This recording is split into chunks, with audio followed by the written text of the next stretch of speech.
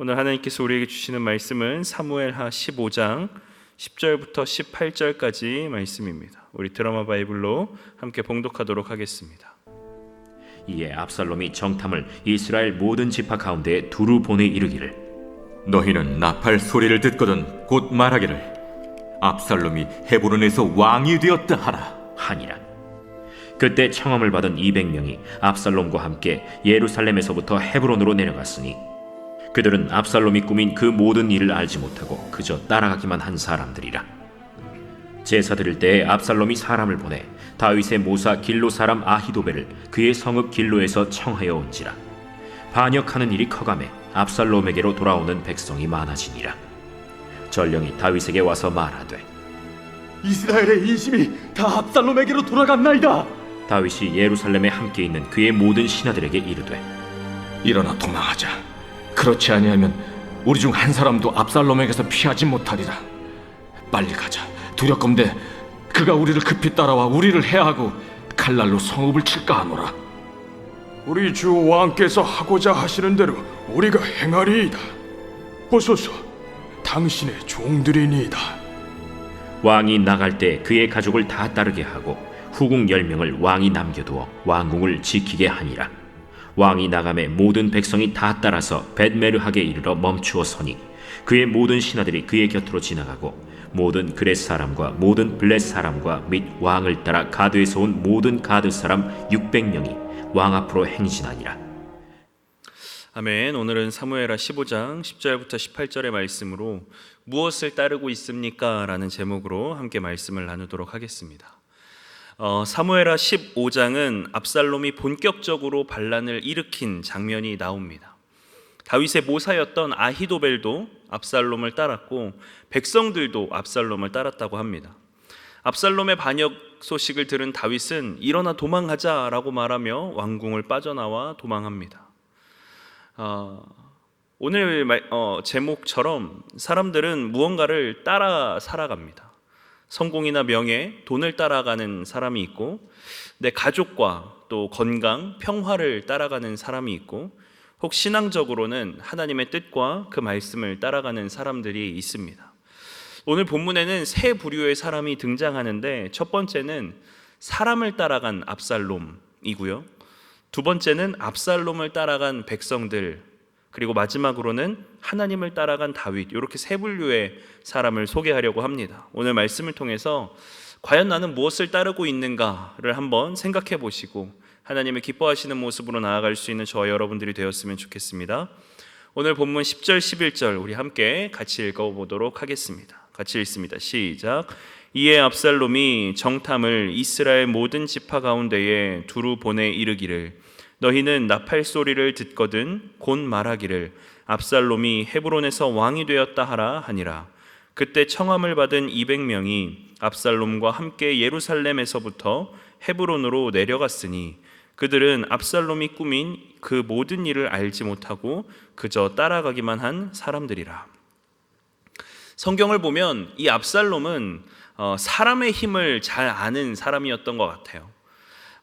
압살롬은 하루아침에 반역을 하지 않았습니다. 무려 4년이라고 하는 시간을 그 왕궁 문 앞에서 다윗을 향하여 나 좀 도와주십시오, 이것 좀 재판해 주십시오라고 뭔가 이렇게 송사를 다룰 만한 일들을 가지고 온 백성들에게 다윗보다 먼저 그들을 만나서 그들의 이야기를 들어주었습니다.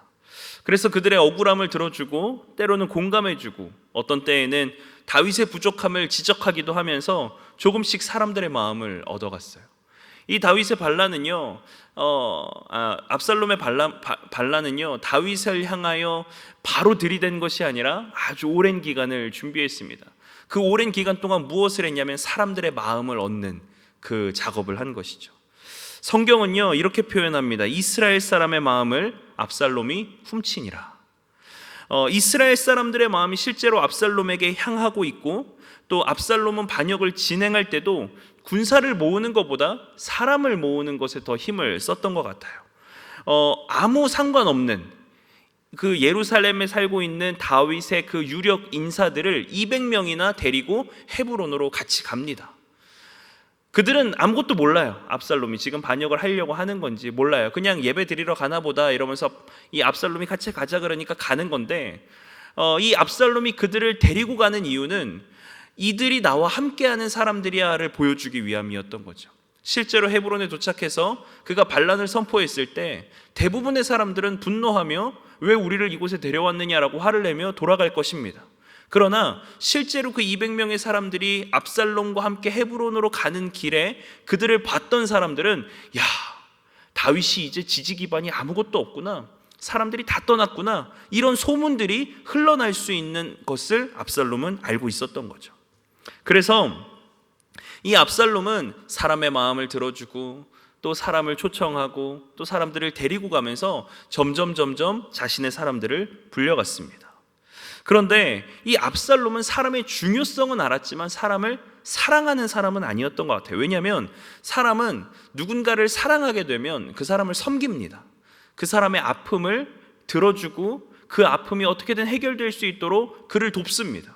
그런데 압살롬은 그들의 말을 들어주기는 했지만 그것은 그들의 말을 들어주어서 그들의 어려움을 해결해 주려는 것에 목적이 있는 것이 아니라 그들을 내 사람으로 만들어서 내 목적을 이루려고 하는데 목적이 있었다는 거죠. 그러니까 압살롬은 백성들의 아픔을 들어주었지만 그것을 해결하기보다는 그것으로 자신이 이용하는데, 자신이 왕권을 얻는 것에 그들을 이용하려고 했다는 겁니다.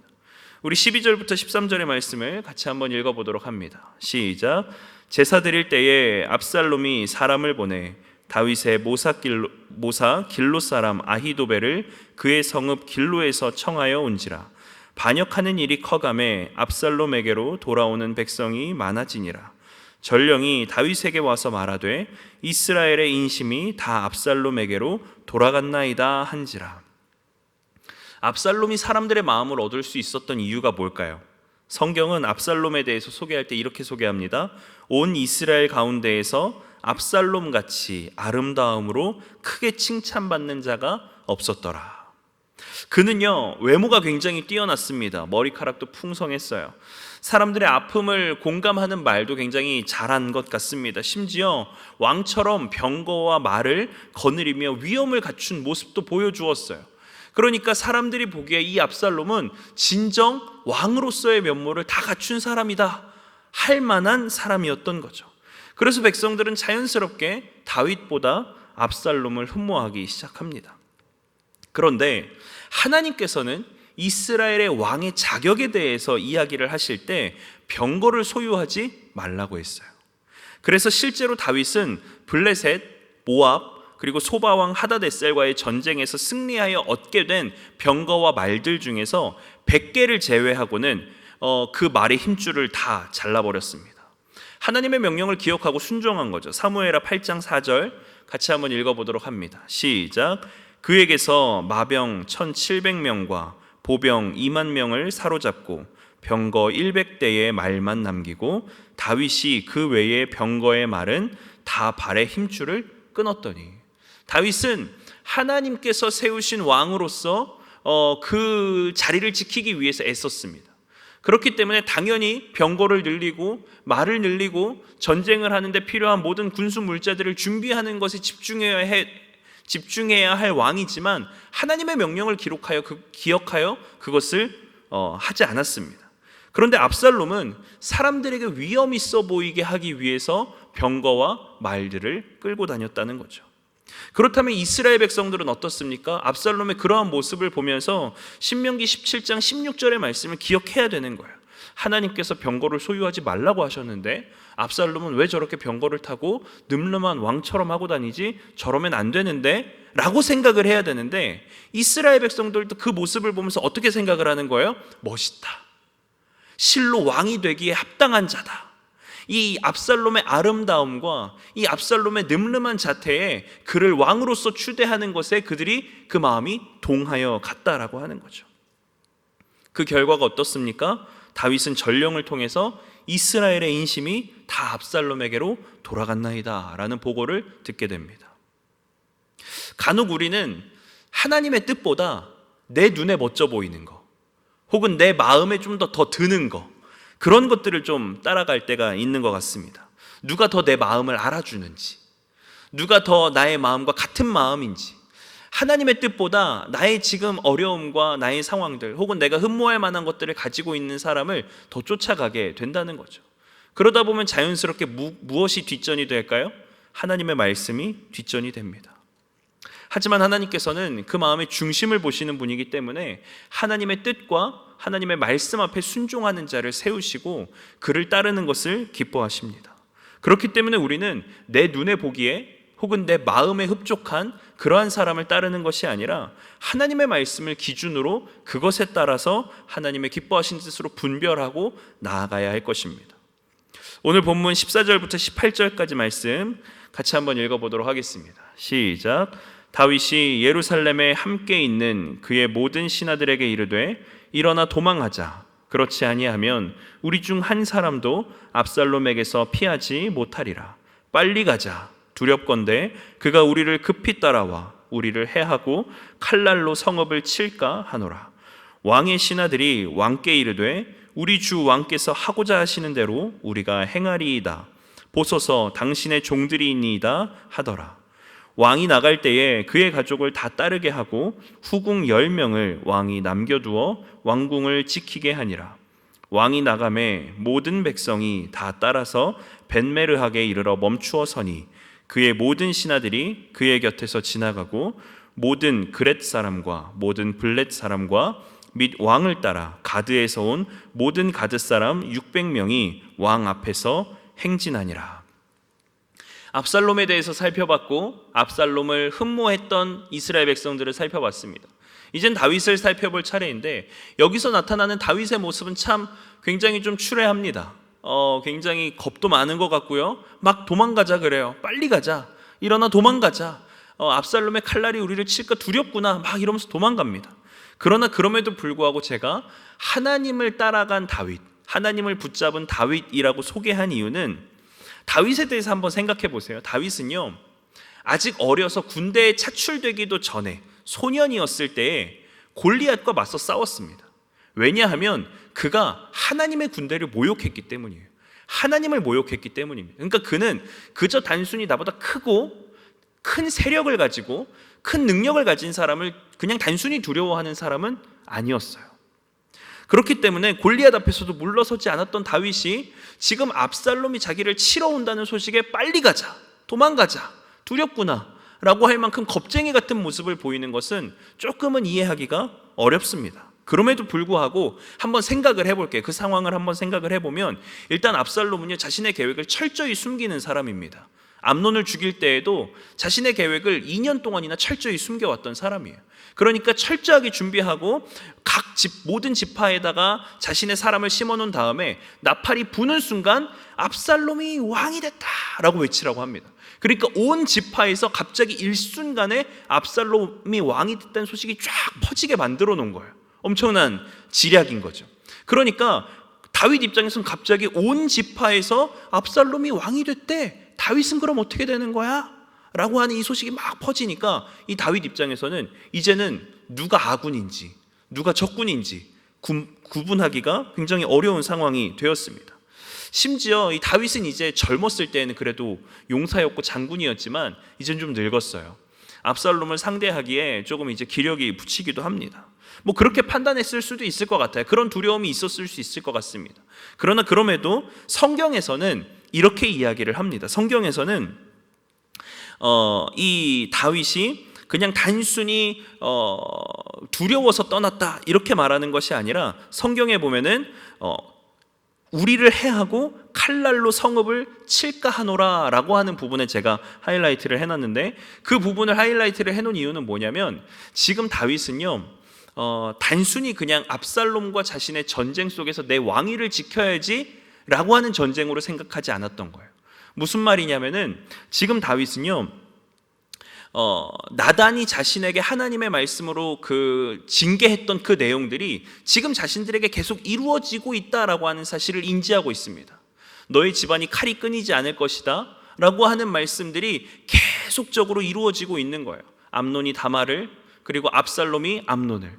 그리고 압살롬이 다윗을, 이렇게 계속적으로 이루어지고 있는 거죠. 그렇기 때문에 이 다윗은 원래 왕이라면, 반란이 일어난 것에 대한 왕이라면 수성하면서 지키는 것이 우선입니다. 무슨 말이냐면, 반란이 일어났대요. 그러면은 그래, 성문 걸어 닫아, 전쟁할 사람들 끌어모아, 징집해, 물자를 모아, 군량미로 써, 이렇게 하면서 최대한 오랫동안 그 왕성을 지키면서 그 반란이 어느 정도 좀 이렇게 진정이 되기를 이렇게 기다려야 되는데, 다윗은 순식간에 뭐 하는 거예요? 왕성을 버려버리는 거예요.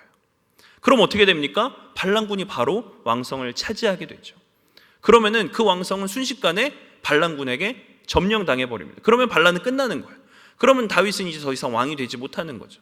다윗은 그걸 모르지 않았습니다. 그럼에도 불구하고 그가 도망간 것은 예루살렘이 전쟁터가 되는 것을 원하지 않았어요. 다윗은 그 칼날이 자신들을 향할 때에 예루살렘이 전쟁터가 되어서 하나님의 언약궤가 있고, 또 하나님의 성막이 있고, 또 하나님을 예배하는 그 예배당이 있는 그곳이 전쟁터로 얼룩되기를 원하지 않았습니다. 더욱이 자신의 죄 때문에 일어난 이 모든 일들이, 아버지와 아들과의 전쟁이, 그것으로 인해서 이스라엘 백성들이 죽임을 당하거나 그들이 희생당하는 것을 또 다윗은 원치 않았어요. 그러니 무엇을 합니까? 도망가는 것을 선택한 거예요. 도망가면 예루살렘이 전쟁터가 되지도 않고 전쟁을 하느라 예루살렘 백성들이 희생되지도 않기 때문입니다. 물론 다윗이 단순히 그냥 백성이 죽지 않기만을 바랬다 이런 거는 아닙니다. 그가 하나님 앞에서 죄인된 그 모든 것들이 내가 대가를 받는구나라는 것을 생각했기 때문에 그것을 그저 온전히 받아들이기 위해서 도망간 거예요. 그런데 여기서 다윗이 어떻게 하나님을 바라보았는가, 하나님을 바라보았다라는 증거를 어떻게 생각할 수 있는가를 생각해 보면요, 우리 나단이 다윗에게 했던 예언의 말씀을 한번 같이 읽어봤으면 좋겠습니다. 사무엘하 12장 10절부터 12절까지 제가 한번 읽겠습니다. 이제 내가 나를 업신여기고 햇사람 우리아의 아내를 빼앗아 내 아내로 삼았은즉 칼이 내 집에서 영원토록 떠나지 아니하리라 하셨고, 여호와께서 또 이와 같이 이르시기를, 보라, 내가 너와 내 집에 재앙을 일으키고 내가 내 눈앞에서 내 아내를 빼앗아 내 이웃들에게 주리니 그 사람들이 내 아내들과 더불어 백주에 동침하리라. 너는 은밀히 행하였으나 나는 온 이스라엘 앞에서 백주의 이 일을 행하리라 하셨나이다 하니. 지금 다윗의 집안은 굉장히 위태롭습니다. 굉장히 엄청나게 풍전등화와 같은 상황이에요. 실제로 다윗이 그 왕성에 두고 온 후궁 10명, 기록을 찾아보니까 그 당시 고대 왕궁은 꼭 사람을 두었어야 했어요. 그 왕궁을 관리할 수 있을 만한 사람을 꼭 두어야 했는데, 다윗이 후궁 10명을 둔 것은 그 후궁 10명을 자신의 아내로서 막 가깝게 여기고 자기 사람처럼 두지는 않았던 것 같아요. 그래서 왕궁에 두어도 압살롬이 죽이진 않을 거야 라는 생각으로 두었던 것 같습니다. 그런데 이 후궁 10명을 나중에 뒤에 가면요, 이 아히도벨이 모략가잖아요. 이 아히도벨이 압살롬에게 당신 아버지의 처들을 취하십시오 이렇게 이야기를 해요. 그래서 실제로 남겨진 그 10명의 후궁들을 압살롬이 취합니다. 그것을 통해서 이 나단의 예언이 또 이루어진 것이죠. 그러니까 하나님께서는 지금 다윗이 했던 잘못과 그것에 대한 책임과 징계의 부분들을 계속적으로 이루어 나가고 계신 거예요. 그리고 다윗은 그것을 알고 있습니다. 그렇기 때문에 하나님 앞에서 그저 얌전히 그 징계를 받고 있는 거예요. 실제로 다윗은 나중에 사독이 언약궤를 가지고 나옵니다. 언약궤를 가지고 와서, 왕이시여 내가 언약궤를 가지고 왔습니다 라고 했었을 때 다윗이 그 언약궤를 다시 돌려놔라 라고 이야기를 해요. 만약에 하나님께서 원하신다면 나를 다시 그쪽으로 보내실 테니 그 언약궤를 이쪽으로 가지고 오지 말아라 라고 이야기합니다. 우리 마지막으로 사무엘하 15장 25절 같이 한번 읽겠습니다. 읽습니다. 시작. 왕이 사독에게 이르되, 보라, 하나님의 궤를 성읍으로 도로 메어가라. 만일 내가 여호와 앞에서 은혜를 입으면 도로 나를 인도하사 내게 그 궤와 그 계신 데를 보이시리라. 그러니까 여러분 생각해 보십시오. 다윗은요, 왕궁이 자신의 왕권을 지켜줄 거라고 생각하지 않았습니다. 그리고 언약궤가 자신의 어떤 왕의 어떤 정체성과 그 권위를 지켜준다고 생각하지도 않았습니다. 언약궤를 가지고, 내가 언약궤를 가지고 있으니 비록 내가 왕성에 거하진 않더라도 내가 하나님께서 인정하시는 왕이야 라고 충분히 주장할 수 있거든요. 그러라고 가지고 온 거예요. 다윗은 그러나 그렇게 하지 않습니다. 왜냐하면 하나님께서 세우신 왕이어야 그것이 왕이지, 내가 언약궤를 가지고 있다고 왕이 되겠느냐, 내가 왕궁에 있는다고 해가지고 왕이 되겠느냐? 아니다. 하나님께서 나에게 징계를 내리신다면 내가 그 징계를 받아야 할 것이고, 하나님께서 그 징계가 끝나고 다시 나를 왕으로서 복귀시키고자 하신다면 나를 다시 왕궁으로 보내주실 것이다 라고 이야기를 하는 거죠. 여러분, 전 다윗의 이 모습에서 우리가 가져야 할 모습들이 이런 모습들이 아닌가라는 생각이 듭니다. 우리는 잘못한 것에 대해서는 쉽게 용서받기를 바랍니다. 그리고 내 상처받은 마음들을 누군가 잘 위로해 주길 바랍니다. 그리고 누군가가 나의 마음을 알아줬을 때 그를 좋아하고 사랑하고 흠모하며 그와 함께 교제하기를 우리는 바랍니다. 저 또한 마찬가지죠. 저는 인생의 성공을 특별히 바라진 않습니다. 그러나 무엇은 바랄까요? 목회자로서 인정받기는 바라겠죠. 설교 잘한다는 얘기 듣고 싶고, 찬양인도 잘한다는 얘기 듣고 싶고, 상담도 잘하고 신방도 잘하고 목회 잘한다는 이야기를 듣고 싶은 게 저의 욕심 중에 있습니다. 그렇기 때문에 그런 얘기를 들으면 너무 부끄럽고 좋아요. 그런데 그러한 마음들이 내가 압살롬처럼 사람들에게 지지받고 싶은 마음인 것인가? 아니면 이스라엘 백성들처럼 내가 흠모하는 압살롬의 그 모습을 내가 지지하며 마치 그런 좋은 내가 원하는 목회자의 모습을 따라가고자 하는 나의 모습들이 있는가를 살펴보아야 한다는 겁니다. 그러나 우리가 가져야 할 마음은 어떤 마음입니까? 다윗과 같이 비록 광야를 배회하고 도망자의 길을 가고 있다 할지라도 하나님께서 나를 되돌이키기 원하신다면 되돌이키실 수 있는 분이며, 하나님께서 나를 다시 부르신다면 다시 불러갈 수 있는 존재임을 내가 압니다. 주님, 내가 비록 혹 목회자로서 인정받지 못하고 혹 내가 하나님 앞에서 참으로 치욕의 어떤 그런 모습들 속에 나의 죄의 모든 징계들을 감당하고 있는 상황이라 할지라도 하나님, 내가 하나님을 떠나지 않겠습니다. 오로지 나에게 주님은 오직 한 분이십니다. 그렇게 고백하면서 나아갈 수 있는 게 우리 신앙인들의 모습이어야 하지 않을까라는 생각이 듭니다. 그러니 과연 나는 무엇을 붙들고 사는가, 이것을 한번 생각해 보시는 여러분들이 되었으면 좋겠습니다. 우리의 삶을 이끌고 인도하시는 주님 앞에 다윗과 같이 신실하게 오직 하나님, 나는 하나님 한 분이면 됩니다, 아무리 어렵고 힘들어도 난 주님 한 분이면 됩니다 라고 고백할 수 있는 저와 여러분들이 되길 주님의 이름으로 축복합니다.